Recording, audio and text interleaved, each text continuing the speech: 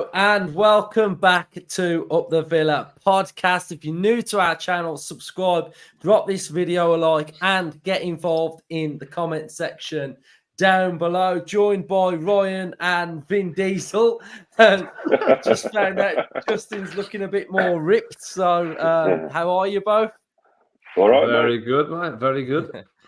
Good stuff. So Nottingham Forest on Sunday. Our week's worth of content starts now. Match preview. We've got predicted lineups coming out where we look tactically at Forest, their strengths, weaknesses. We look at Villa, how they're going to set up. We will have the press conference and we have a brilliant opposition preview that is already recorded, and it's a good one, a very, very good one. So can't wait for that to drop on Saturday.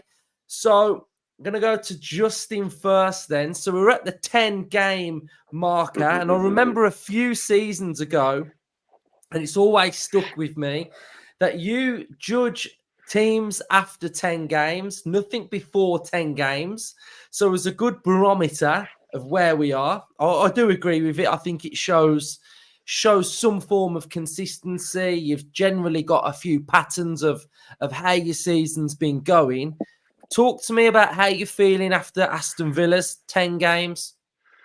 Well, ecstatic, it's unbelievable, isn't it, how we're doing so far?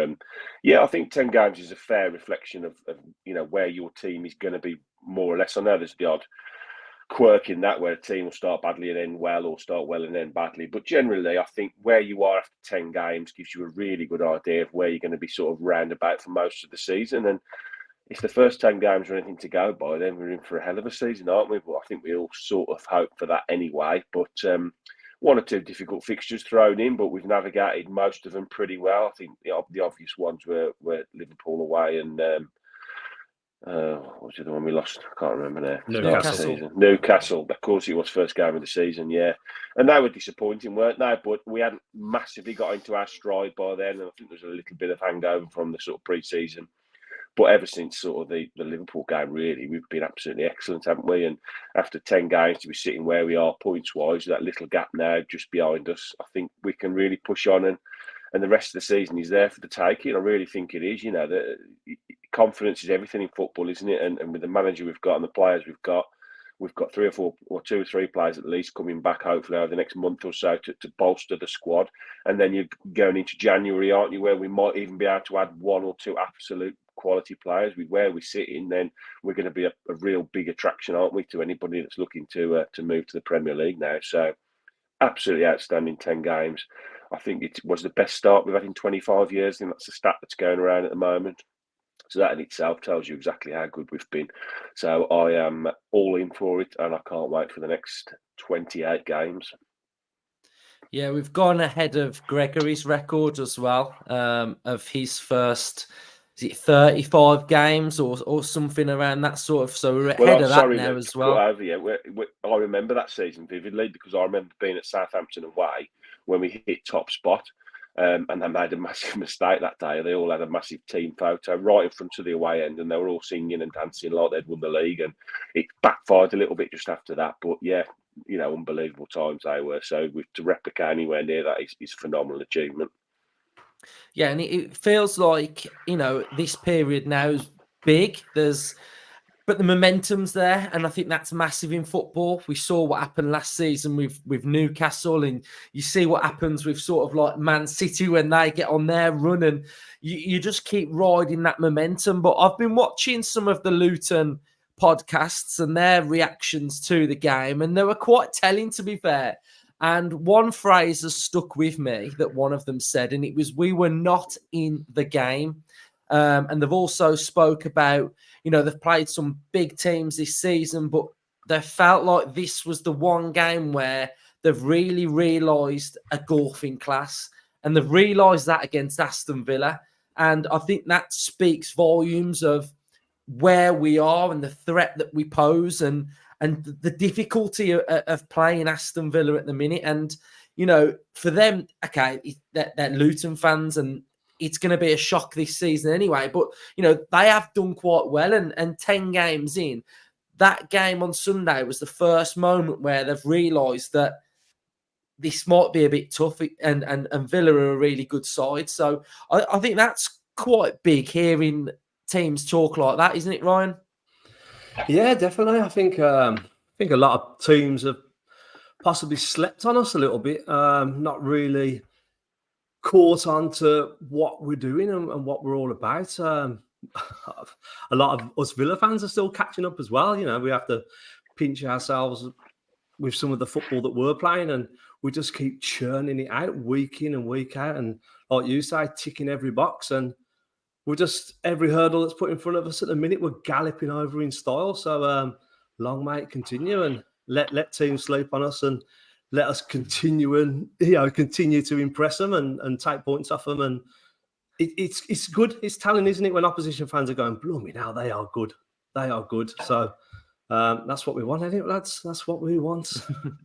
Definitely. So let's turn our attention then to Nottingham Forest, and we'll start talking about the Forest for Villa side of things first. So we'll touch on Villa, and then we'll turn on to our thoughts on like Nottingham Forest season as a whole and their players, etc. So again, it's going to be a very, very difficult game. Like I keep saying, that every game in the Premier League is going to pose its own different challenges, and I think Forest's situation will pose its own problem for Villa as well, in the sense of their home form isn't that great at the minute. They're not winning games at home, and they need to really start to set that sort of back on track, really. So, in that grander scheme of things, that adds a difficulty for Aston Villa. But Ryan, how do you look at it from Villa's point of view? Are you confident going there, thinking that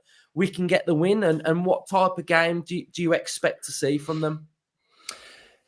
I think I am confident. They are undefeated at home this season, but when you look at their fixtures of who they've played, they beat Sheffield United, they collected 3 points off that. But then they've had draws against Burnley, Brentford and Luton. So you're looking at that Burnley and that Luton game as you want 3 points from them games, didn't you, at the start of the season? So I get where their disappointment's coming from. Away from home, they've had a mega, mega tough start.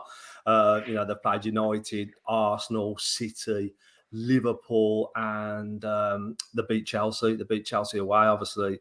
United, they were 2-0 up, weren't they? And threw that away. So I personally think they're having an okay season. It's okay. It could be slightly better. I think, if you would have collected 4 more points from that Burnley and Luton game, they'd be looking up to 9th place now. And then they'd be having a real, real good season. So for me, I look at them and I do feel like we can get at them. I think they're having a bit of, I wouldn't say identity crisis. They're sort of like transitioning tactically. I think last season they'd offer up so much possession. I think they were like low 30s for their average of possession all season. They'd look to hit you on the counter with Brennan Johnson and Morgan Gibbs-White. So I think with Brennan gone now, he's gone to Tottenham. I think they are looking to evolve, try and get a bit more control of games. You've seen in the home games, they've gone to like a back 4 now, where last season they were completely back 5. They have flirted with back 5 a bit more away from home, obviously with the tough fixtures. But at home they've gone for the 4, so they're still getting used to it. They're still getting used to trying to get a bit more of a foothold and dictate the game. So hopefully they've got that sort of mindset when we come. So it is a game of football, and they're not just sitting back, but they are still very dangerous on the counter. I see that's their main outlet of attack. And I also noticed, I think it was Liverpool game, when they did counter and they did lose the ball on the counter, you could counter them back, and that's where we're quite dangerous. And I looked at a few of their danger zones and where they give up the ball and where they give up the space, and on their wings, it's very opposition dominant. So we'll go into the predicted lineup on the next show, but I'm looking at like a Bailey and a Luca Dean really stretching it and getting quite a lot of joy on the wings. So yes, I am confident of going to the City ground and collecting the 3 points. Yeah. I think you've summarised that perfectly, to be fair. I mean, yeah, I'm kind of looking at Forest this season and I'm thinking, can they kick on a little bit and go to that sort of next level? And what I mean by that is just evolve into a team a little bit more. When I watched them last season, you know, they were heavily dominant at home, which is fantastic, you know, great. They signed a lot of players and they've still got a lot of players. And I think now it's about sort of the established side of things, like establishing yourself as a proper Premier League team. I look at the table now and I'm looking at Sheffield United, gone. Burnley look terrible. You've got Bournemouth don't look that great either. Everton are still sort of like sniffing around, but, you know, and then you've got Forest at the minute. And really, I'd look at Forest and I now think this is your second season. You had a tough one last year, but just evolve a little bit more. And I think Cooper's still mixed between like some of the frailties that they had last year. And it does sort of like age you as a manager, isn't it? Like you have to earn your stripes, and you know, being in that relegation dogfight gives you a couple of scars. And I can imagine you look back on certain things and think, you know, you're scarred by, you know, so, you know, he has got that 5 at the back that he's played against Liverpool, and he's tried to evolve it into the 4-3-3. And yeah, it just feels at the minute that there just feels something missing when I watch Forest, and I can't really put my finger on what it actually is. But Justin, what's your vibe on Nottingham Forest? Yeah, it's a funny one, isn't it? It's typical second season syndrome, isn't it? You know, I've got to credit their owners, to be honest, last year, because they could quite easily have fired Cooper, and I don't think many people would have been too surprised. So I think it was more surprising that they kept faith in him at that point of the season when they were really struggling. And he's had to sort of, like you say, they signed about 33,000 players, didn't they, at the start of last season? So it took them like 6 months to try and work out how many players he'd got. I think he probably and again in January, mate. Yeah, I know. Yeah, he must have walked into the training ground every Monday and thought, "Well, who are you?" You know, I don't know if they had enough room to put them all, to be honest. But you know, and they stayed up. So fair play to them. You know, the first season back in the Premier League, as we know and as everybody knows, you just got to stay up, finish 4th bottom. That's all Luton want to do. That's all any of the promoted clubs want to do, and they did that. And I think they evolved into a half-decent side by the end of last season. Yes, the big blow was losing Brennan Johnson. He was their sort of star man, wasn't he? And unfortunately for the clubs like Forest and I suppose Luton and the 2 other sides that have come up, they're going to struggle. If they do have 1 or 2 standout players, they'll be picked off. So this season was all about, you know, just calming everything down and then kicking on from the end of last season. And it hasn't really happened. I do agree with Ryan. I had a good look at them today, and you know, I sort of got up under the radar a little bit from there. I hadn't really took that much notice of them. They're neither sort of pulling up any trees, but they're neither doing terribly bad. And when you analyse the teams they have played, they have had a tough start to the season, fixture list wise. But as it stands currently, I think they're, you know, haven't won in about 6 games, isn't it? Something like that, 5 or 6 games. So I think the fans are going to be a bit frustrated, and I think that the ownership are probably going to be a bit frustrating. It's one of those that you can probably see history repeating itself. If they're not too careful, they're going to get to a point in the next 5 or 6 games that they're going to have to start thinking about, what do we do here? Do we stick or twist again with Cooper? If they stick with him, I think they've got to stick with him again to the end of the season. I think tactically he's pretty good. He's got a good track record. He did really well with England under-19s, didn't he? And he's got some good players, you know, and he has signed it, you know. But I suppose if you do sign that many players, you're bound to pick 1 or 2 decent ones, aren't you? They're just a funny side. At the City Ground, I've been there a few times, and it's a raucous place to go. It's a difficult place to go, like most of these smaller sort of grounds. They've got a fantastic history and tradition there, and they don't make it easy for opposition teams and fans to go there. So I expect a really difficult game at Forest. But having said all that, we're in the form of our lives, aren't we? So I think we've got to go there with looking to get 3 points. I don't think Unai will have anything else in his head, and the players certainly won't have anything else in their head about going there and getting the 3 points. So once again, we're going to rely on him to tactically, you know, get it right, and I'm sure he will. He'll pick the team that he thinks suits this game, and I fully expect us to take 3 points. Top stuff. Let's have a look at some of the stats then. So our head-to-head record is they haven't got any home wins against us. We've got 2 away wins. We've got the last 3 meetings. So we won 2-0, 1-1, and then 2-0.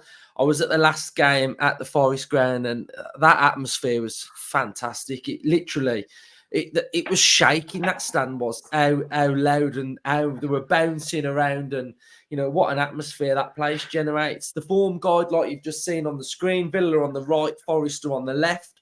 So Villa's form is absolutely tremendous. This season, Villa are 5th, Forest are 16th. Villa have got 7 wins. They've got 2. We've lost twice. They've lost 4. Their average goal scored per match is 1, and Aston Villa's is 2.6. They're conceding 1.5, and we're conceding 1.4. This is how they lined up against Liverpool. So it was the 5 at the back with 4 in midfield and 1 up top with Elanga. Looks like they're going to go back to a 4-3-3 for this game.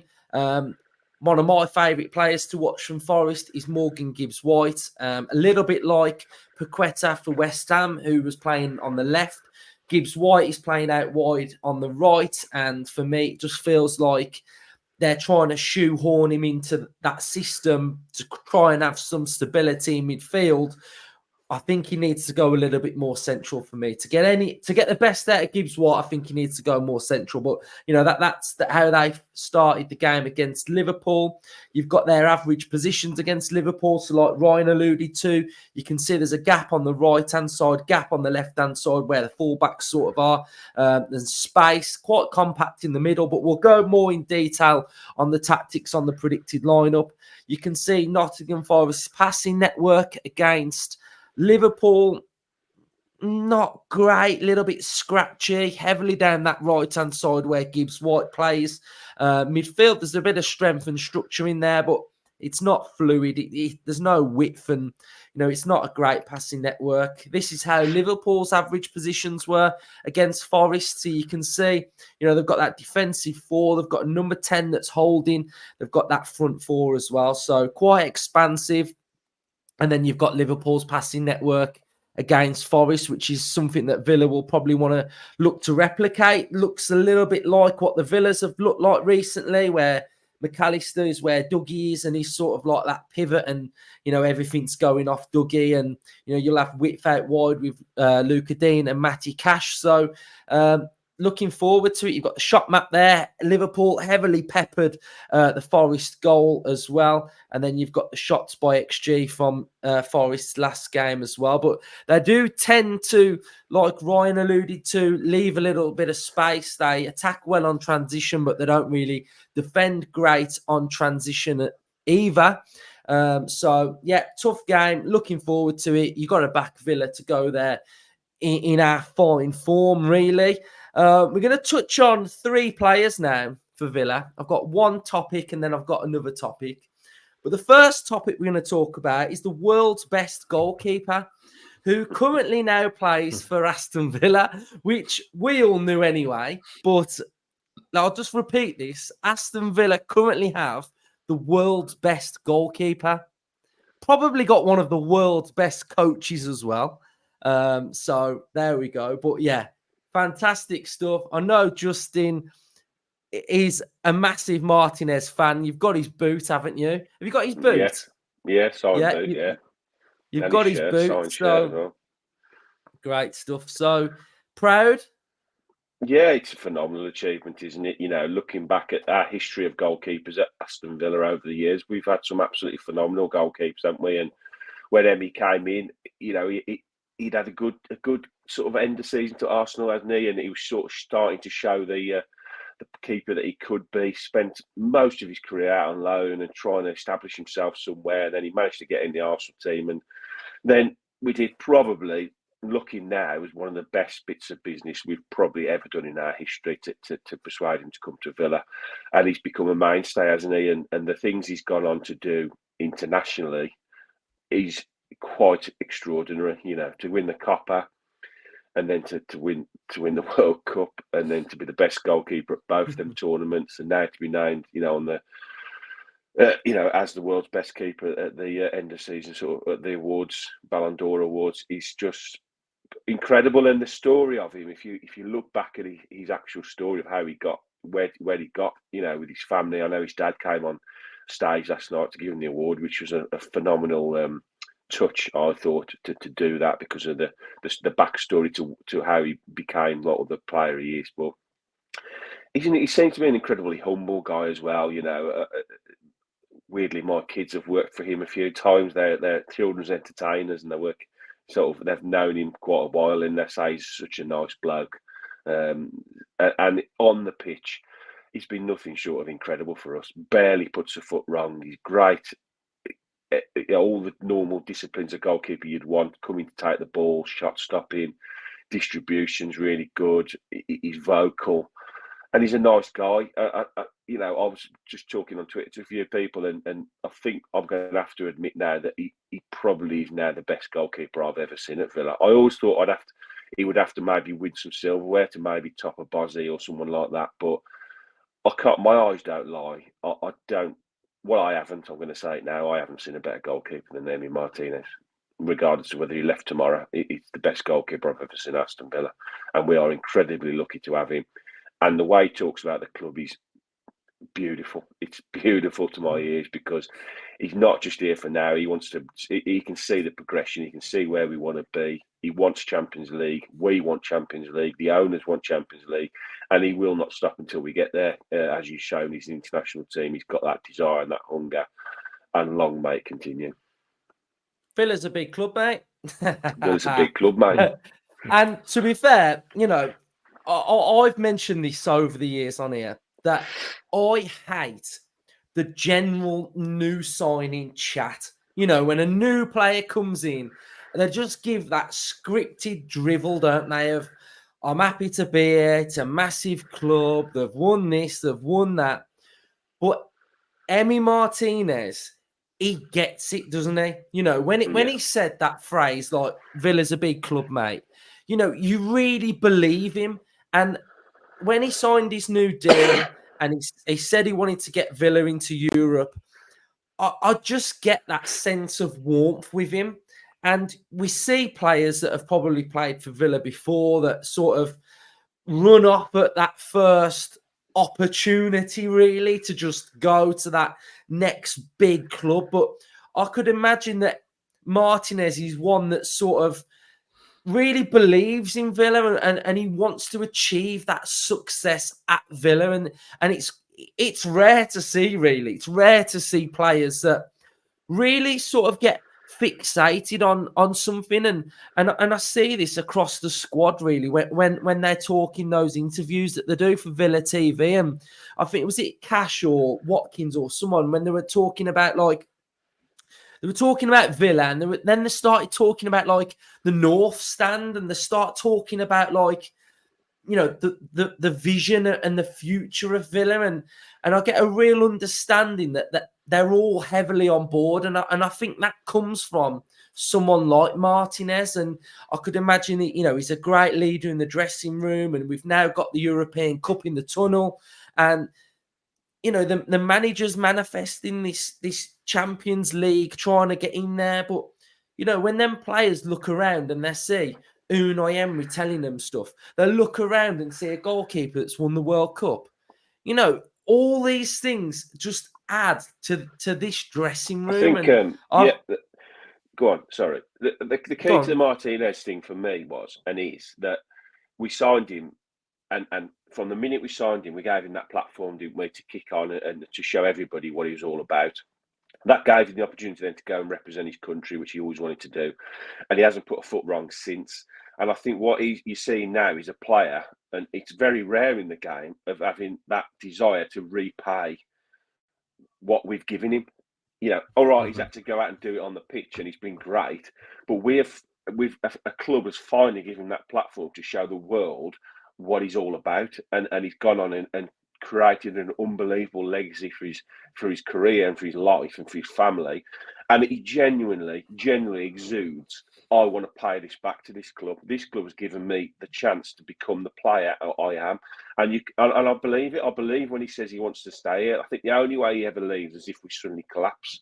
And at his age, he would have to maybe go on to someone else then to try and fulfil this Champions League dream, which is the only amazingly, the only dream he's got left really is winning sort of that club competition. So it's just amazing. I personally think he wants to play Champions League for Aston Villa. Yeah, you look back on that episode we've done with Neil Cutler, and he gave us a massive insight of the personality that Emi Martinez is, and he says every season he has a list of achievements that he wants to try and knock off, and I'm sure. Well, I'm sure Champions League with Aston Villa is one of them. And, when you think of the phrase mentality monster, you put him bang in the middle of that category. And he's spreading that all around the dressing room. Even the first season that he come and we had that great start under Dino, Barkley and Grealish was on fire. And he was talking about Europe then and being ambitious then. That was right from the off. So I reckon he's really deep and embedded into this club, and he wants that journey. And didn't he? Oh, it was Europe, baby, at the end of the season when he on the microphone. Yeah. He's fully on board with us, and I do believe he's got a massive love for this club, and the way we're going. I couldn't see him leaving for anybody. The project we're on and how deeply embedded he is. Not currently, the journey that he's been on with us, I think he's around for the future, I do, and it's amazing, and it's amazing to see our goalkeeper at these awards, winning them, and it's incredible. It's absolutely incredible. I generally think as long as Unai Emery's our manager, I don't see any of our players leaving. No, they're all committed to this project. I think. Yeah, they've all brought into it.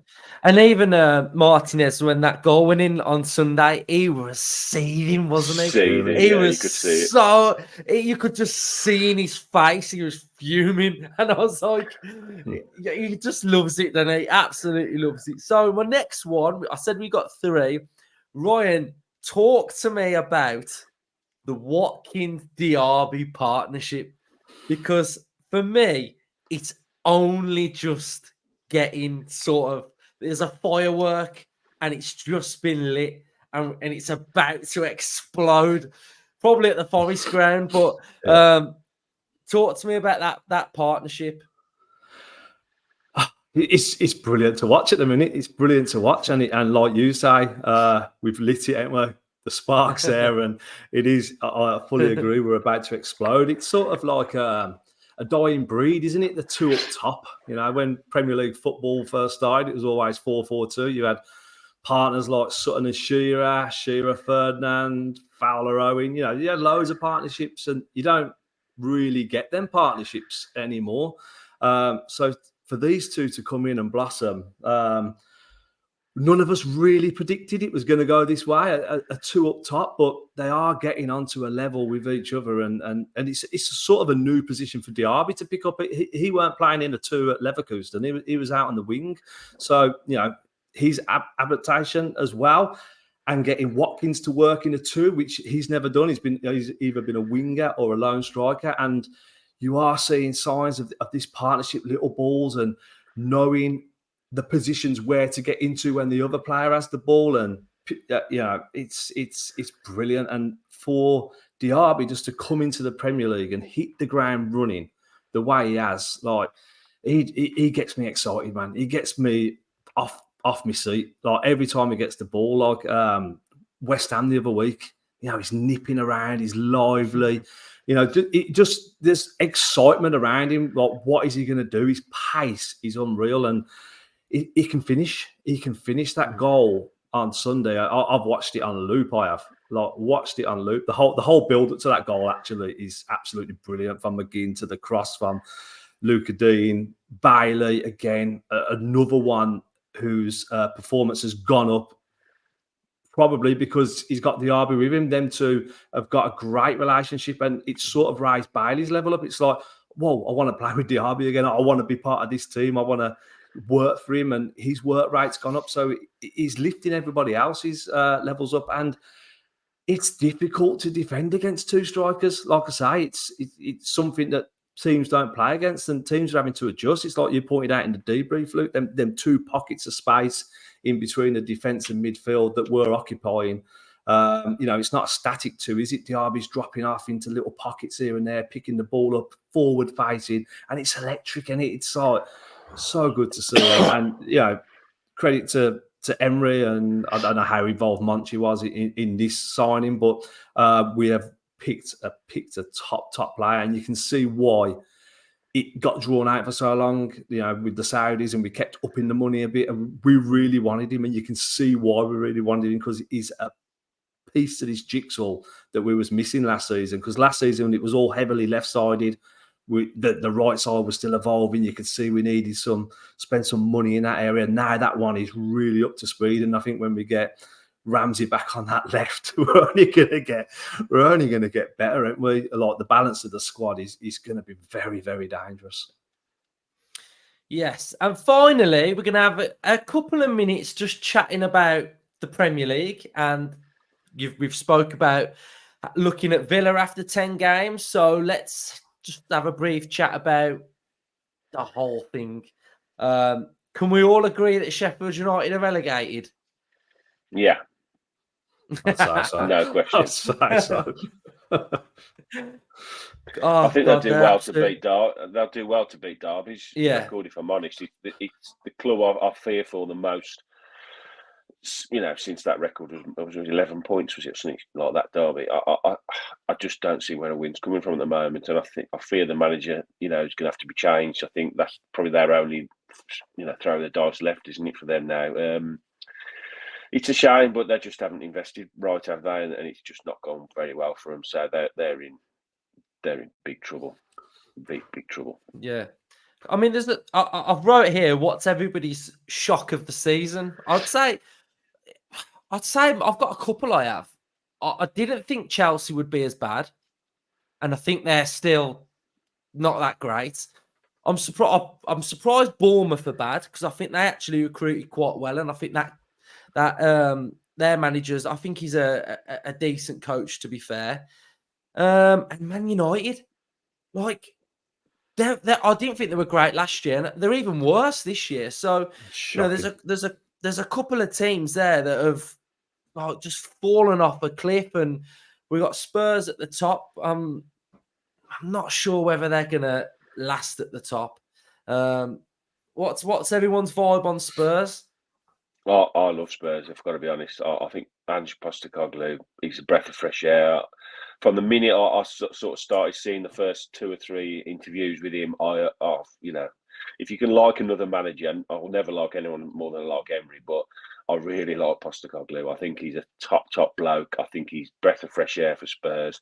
I think he's been helped by the Harry Kane departure. I think it's allowed the rest of the players there to kick on. I think it's very similar things happened at West Ham with Declan Rice leaving. They've sort of, all the other players are having to step up now, and you're seeing a really, really. I think the fixtures have been kind to Spurs, if I'm honest. A bit similar to the way Forest are struggling, because they've played a lot of the big clubs. I don't think Spurs have played that many of the top sides yet, but you can't take it away from them. Unbeaten, top of the league. I don't think many people saw that them being the early season pace setters. Man United, I thought they'd be in and around the top 5 or 6. I thought he just about started to turn the big ship around, but it's looking like it's the Titanic again, isn't it? It's absolutely horrific what's happening there again. They got a centre-half partnership of Johnny Evans and Harry Maguire. That was less than centre-half partnership about 5 years ago, wasn't it? So they're in deep trouble. The crowd, the ground falling apart. The owners won't leave.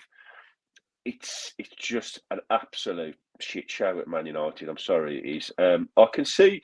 I started to disagree with you on the Chelsea thing, though, Luke. I don't think they're great by any stretch of imagination. I don't think they're great, but I can see little shoots starting to appear, and it won't happen this season by any stretch of imagination. But they've signed again so many players that I think they've got to stick with Pochettino, and I think eventually, given enough time, whether he gets that time, because Chelsea notoriously have got no patience with anyone.